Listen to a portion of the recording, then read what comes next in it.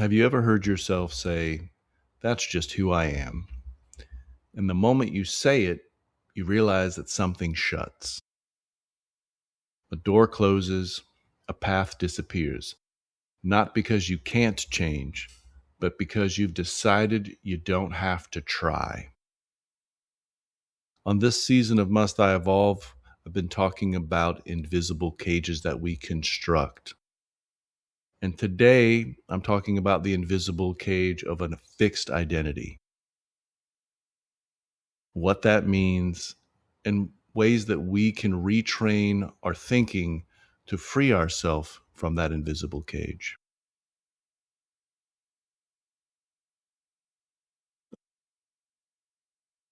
Welcome to Must I Evolve, a micro-learning experience where ancient wisdom meets the modern soul. I'm Andrew H. Housley, author, spiritual provocateur, and bodhisattva, doing my best to walk the middle path. This space, it's for the seeker, the skeptics, and those who feel the quiet pull for something deeper. Each episode is an opportunity, short, potent, and quietly disruptive. We explore Zen thought, spiritual lessons, personal transformation, and the subtle truths that shape us. Sometimes they appear as a question, sometimes a gentle nudge. Let's begin. A label starts as a shortcut. Something along the lines of, I'm the responsible one. I'm the anxious one. I'm not a math person. I'm the funny one. I'm just not consistent. At first, a label can feel like a relief. It just explains me. It's a simplified version of me. Because uncertainty is uncomfortable, and a label gives you a story, and stories give you a sense of control. But quietly, the label starts to do more than describe you. It starts to decide for you. And the most dangerous labels aren't the harsh ones. They're the ones that sound harmless. Again, this is just who I am. Sounds harmless, but that sentence can become an invisible cage because it ends the conversation with your own potential. Most identity labels form in three simple ways. 1, repetition.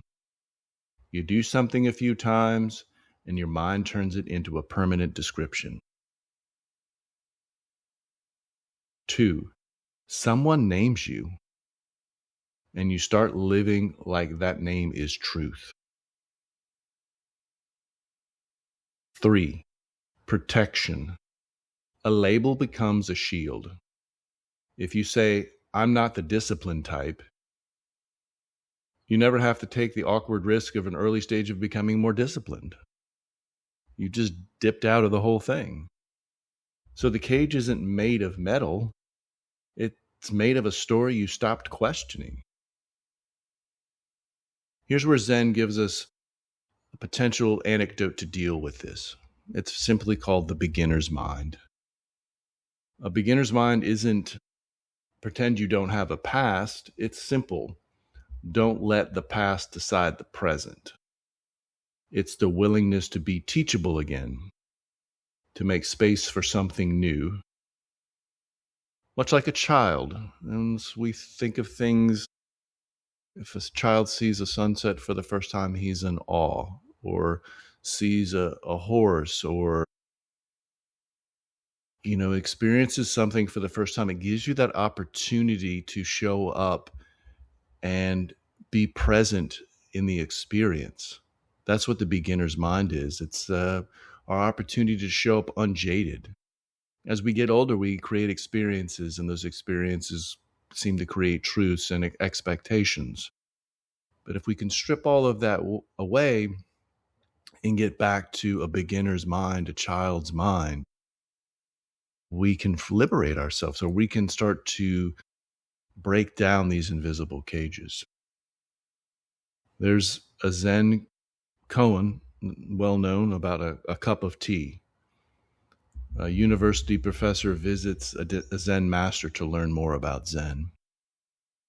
The master invites him inside. The professor talks and talks about his ideas, his theories, his education, his conclusions. The master listens quietly, offers the professor a cup of tea, begins to pour the professor tea into his cup, and the master fills it over the top, but keeps pouring. The tea spills over the rim and onto the table. Finally, the professor blurts out, "It's over full, no more will go in." And the master says, in essence, your mind is like a cup, it's already full. If it's already full, nothing new can enter. I cannot teach you anything else. And here's the whole point for us. A fixed identity becomes a full cup. When you walk into life holding a cup labeled, "I am anxious," or "I'm not consistent," or "I'm just like this," you may still want to grow, but there's no room for growth if you've already decided this is how it's going to be. The beginner's mind is simply the willingness to set the cup down and say, maybe I don't know the whole story about me yet. So we can start to learn to reframe from identity to experience. Here's the practice that makes space for that. Stop turning experiences into identities. Instead of saying, I'm anxious, try, anxiety is here. Instead of, I'm a procrastinator, try, avoidance is here. Or, I'm avoiding something right now. Instead of, I'm bad at relationships, try, I'm learning how to communicate. This isn't wordplay. It's freedom, because a label feels permanent, but experience is something that you can work with. You're not rejecting yourself. You're just refusing to turn today into a life sentence. So a micro exercise that we can use here is pick one label you've been living with. Write it down. I am fill in the blank. Now ask yourself 3 things. When did I start believing this? What does this label excuse me from trying? What is one small action I would take today if I held it lightly? Just one action. Not a new personality, not a complete makeover. One step that proves the cage door isn't locked.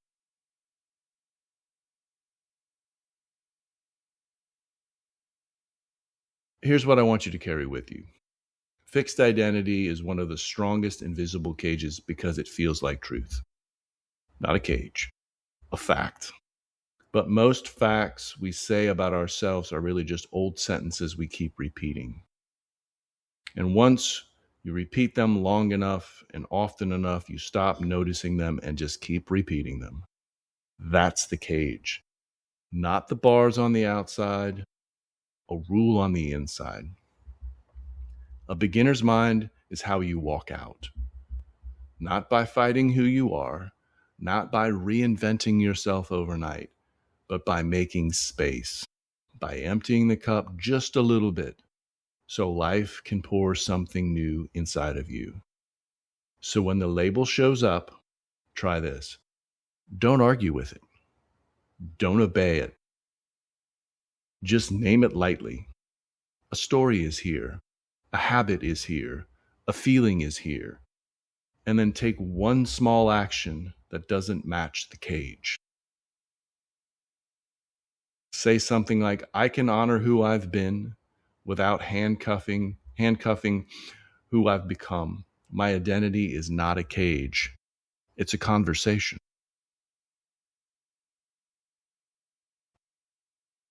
Thanks for listening to Must I Evolve? Remember, you don't have to be perfect. You just have to be patient. That's the real practice.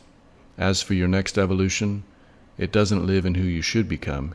It lives in what already grows within you. Until next time, keep evolving, quietly, consistently, and always with no expectations.